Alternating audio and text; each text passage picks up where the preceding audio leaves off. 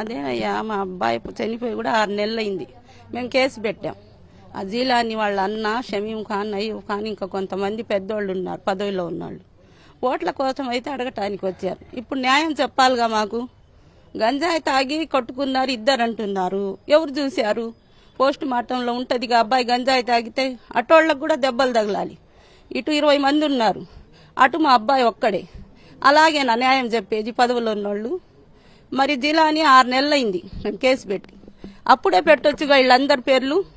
వీళ్ళందరూ మాకు సపోర్టుగా ఉన్నారని భయపెట్టాలని బెయిల్ కోసం పిలిపించి ఆ పని చేశారు. పోలీసు వాళ్ళు న్యాయం చేస్తామంటున్నారు. ఎంతవరకు న్యాయం చేస్తారు?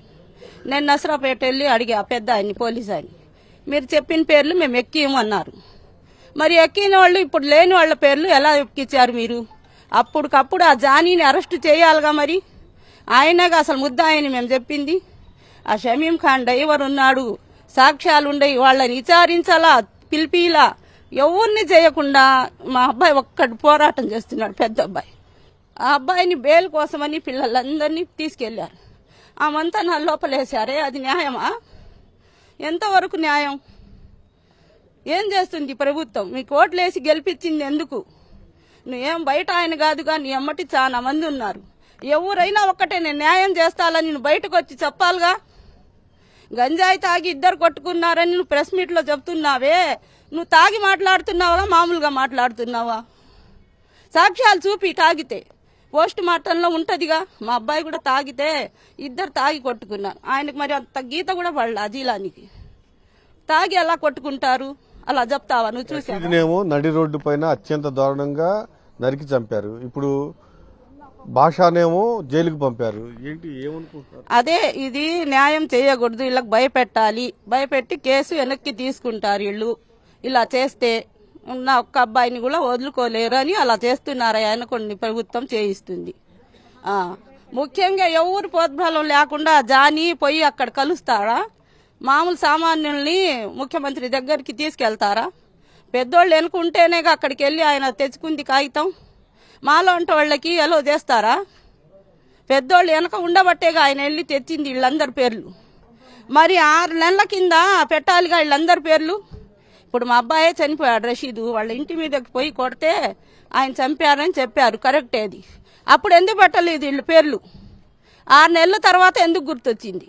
మాకు భయపెట్టి మాకు కేసు లేకుండా చేయాలనేగా. వీళ్ళు ఎవరు అండగా ఉండకూడదు వీళ్ళకి. వీళ్ళని ఒక్కళ్ళు చేస్తే భయపడి వెనక్కి తీసుకుంటారు. ఇదేనా న్యాయం చేసేది? నడి రోడ్డు మీద చంపితే మాకొక న్యాయం, నీకొక న్యాయమా? మీలో ఎవరన్నా పోతే అలా చేస్తారా? మీ పిల్లల ప్రాణాల్లా కాదా మా పిల్లల ప్రాణాలు? మీరు బాగుండాలి. మధ్యలో మాలాంటి తల్లు లేడం వల్ల అస్సలు భాష అసలు పార్టీలోనే తిరగడండి. మా చిన్న అబ్బాయే కొంచెం ఉండేది.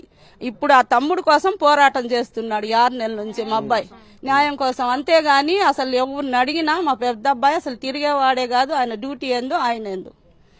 ఉన్న పిల్లలందరూ నమాజీలు ఉన్నారు, ముక్తీలు ఉన్నారు.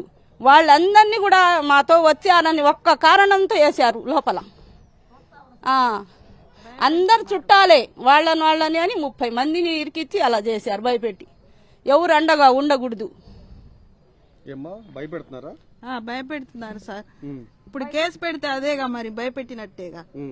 అన్యాయంగా టీడీపీ ప్రభుత్వంలో ఇప్పుడు న్యాయం జరగదా? ఇంకా జరగకపోతే చెప్పండి, మానేసుకుంటాం, తీసుకుంటాం రిటర్ను, అంతేగా. ఇప్పుడు వీళ్ళు ఏం చేయలేదు, అనవసరంగా వీళ్ళని ఎందుకు తీసుకెళ్లి పెట్టినట్టు? న్యాయం జరగదా? ఎమ్మెల్యే గారు చెప్పాలి, మరి చెప్తే మానుకుంటాం మేము.